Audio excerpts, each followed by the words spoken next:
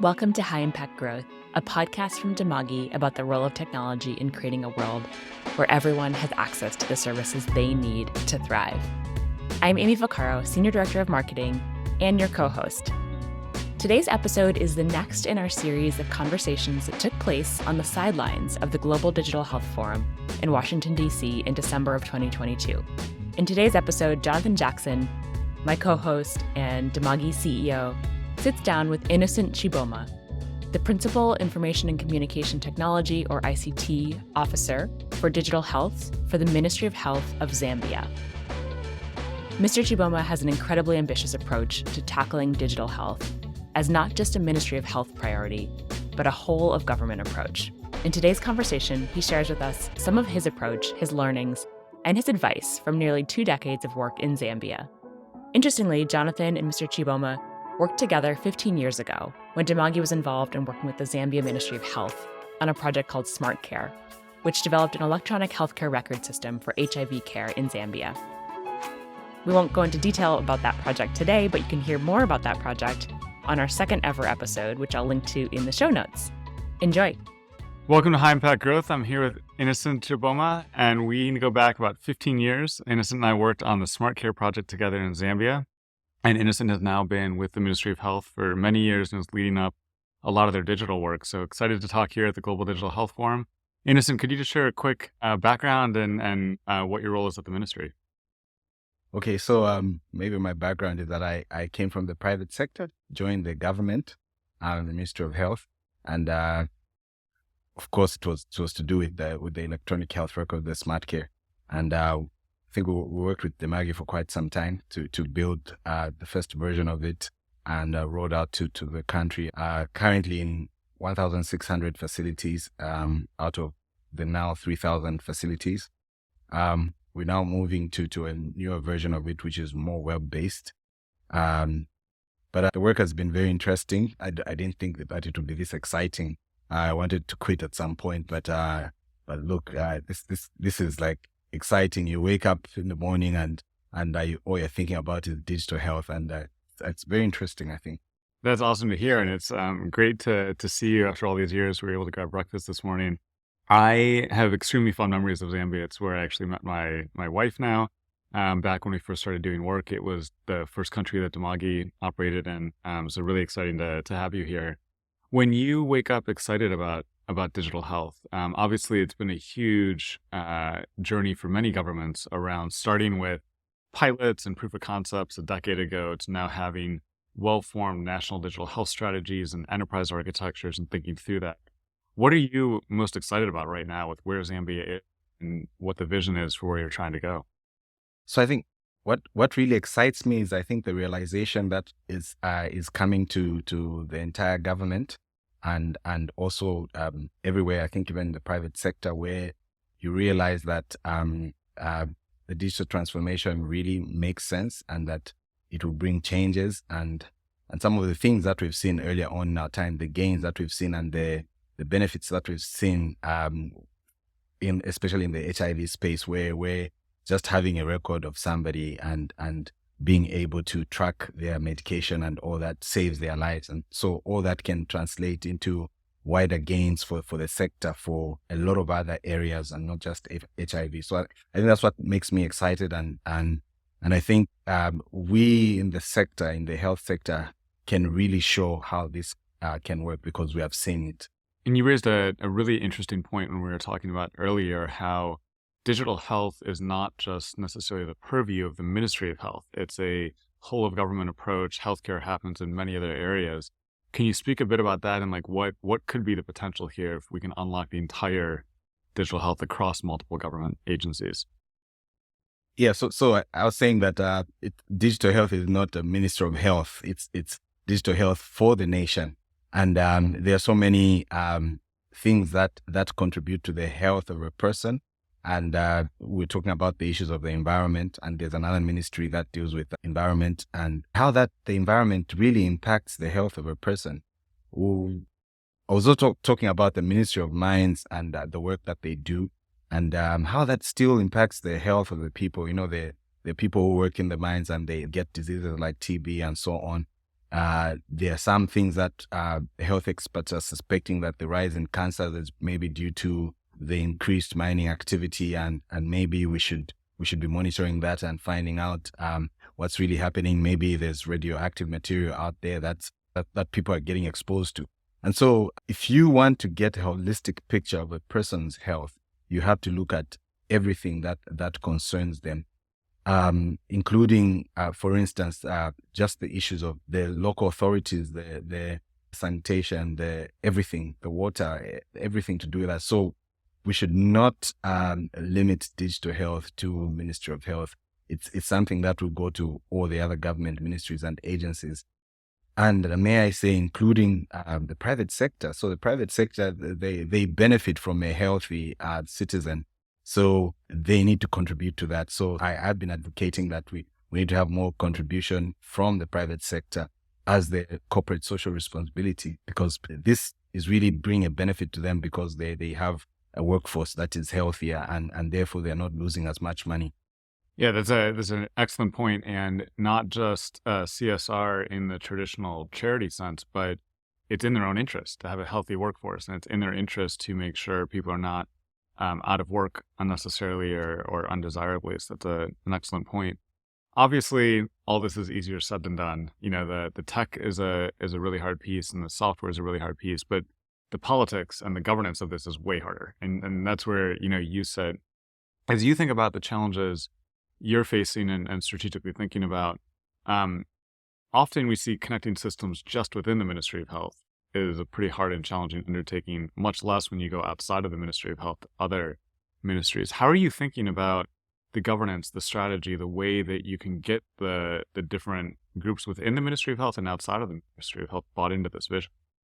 So we've had some great things happening over the past few years. So the government formed a body called Smart Zambia, which is more like a coordinating body for ICTs. And we've been privileged to work very closely with them.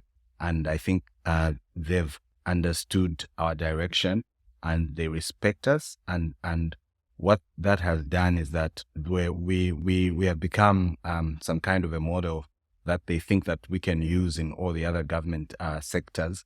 But at the same time, that brings about the fact that we need to think beyond just our sector and really think. So the enterprise architecture that we're thinking about in digital health should actually go beyond just our sector. There's the entire government enterprise architecture, and that's what is really exciting. And they understand that, and so I think it gives us an opportunity to be able to contribute to the government-wide space. We're working very closely with our Home Affairs for the birth and death registration. And I think we'll be working very closely with other ministries. I think, as I mentioned, the mines and so on, environment, etc. And so I think showing the little success that we've had, I think is good to good enough to convince them to buy into this vision, this broader vision. So we should never think in silos. Broader government vision, I think, has really helped with that. That's extremely compelling, and so I'm sold. There's a lot of work that all of these countries in high income, low income, middle income countries are thinking about. Obviously, digital transformation is a high priority for most heads of state, across their country in various dimensions. But sequencing can be very challenging, and the building blocks. How are you and your colleagues thinking about this? Because it can be daunting, to do this. So yeah, true. It can really scare you when you think about how large this whole thing is. But I think even just looking at our digital health strategy, if you look at our digital health strategy, we have like 32 initiatives that we're looking at doing, the next strategic initiatives that we're looking at for the next 5 years.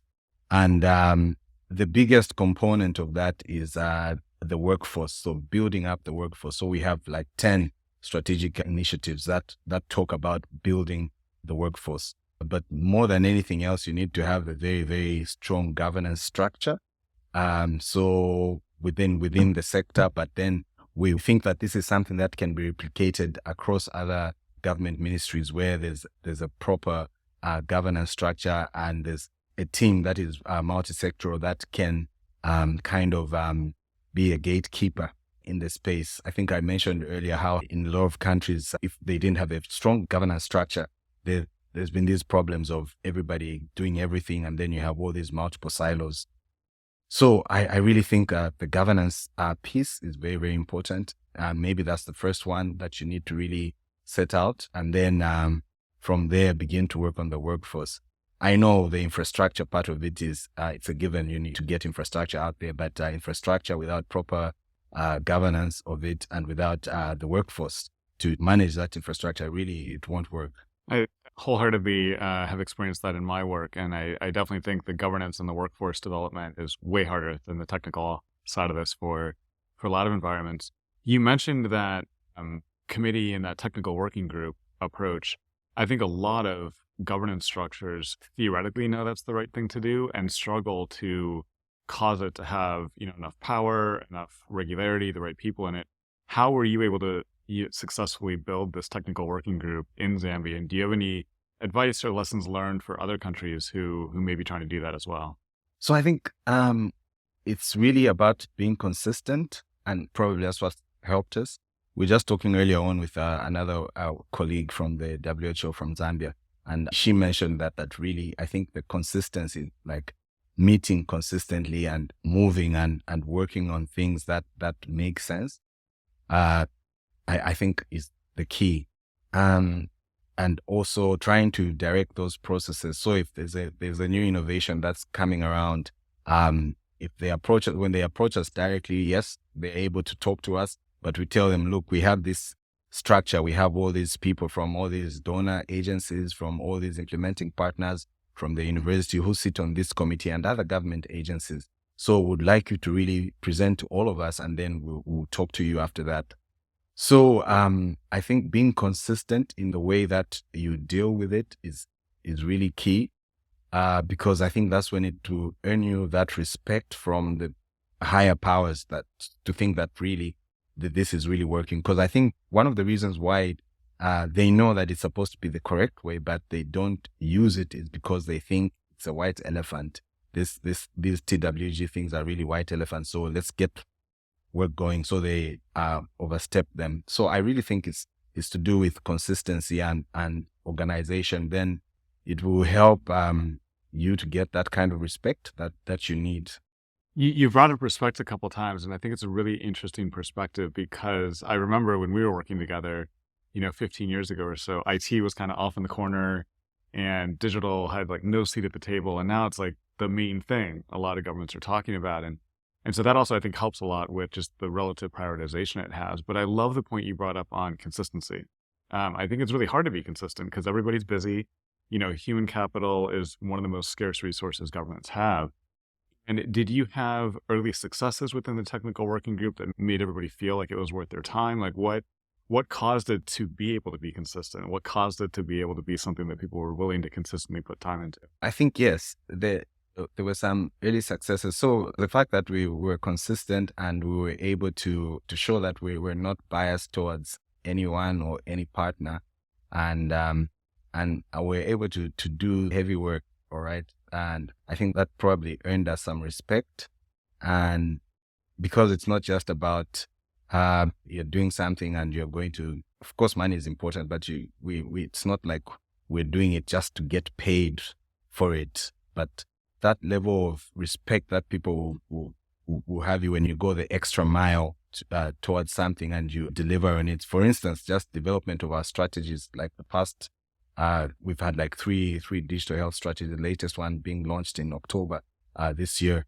So the consistency there and being able to push and to gather everyone to contribute and to launch it, I think those are the kind of things that earn you that respect, to see that you're just not producing a document that you want to archive somewhere. You're following what you have said. Though our success rate in terms of implementation wasn't, well, it's okay. I can't really say it was great, but it's okay. But just people being able to see that and will respect you and they'll listen to you when you speak. So I think that's where it came from. Innocent, it's been great having you here. What have you been excited to talk to folks about here at the Global Digital Health Forum? Have there been conversations or new technologies or new approaches that have really, been something you think is going to be helpful to you in the Zambia national health system? What I found here that is exciting. So we had a talk with some colleagues from the organization. I forget the name, but doing an open source telehealth system from India, I believe.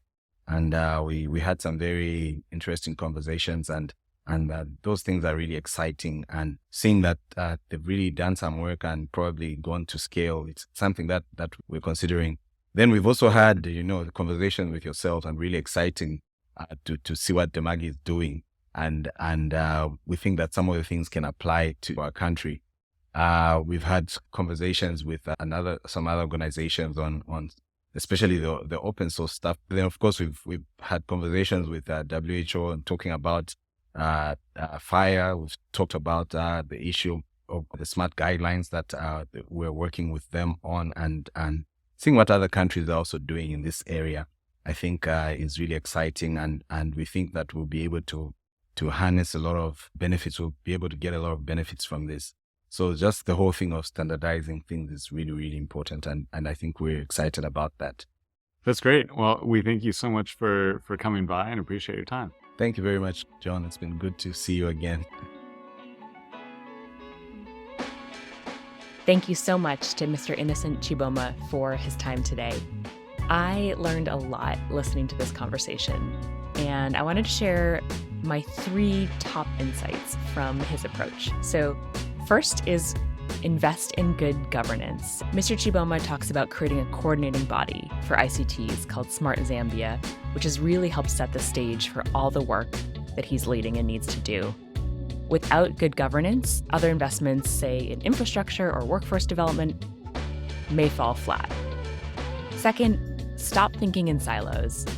We really need to think holistically about people, and doing so requires thinking holistically about government. And every aspect of government impacts human health. So Mr. Chiboma talks about how we really need to be working across ministry lines to pull together and support a healthy, thriving community and population.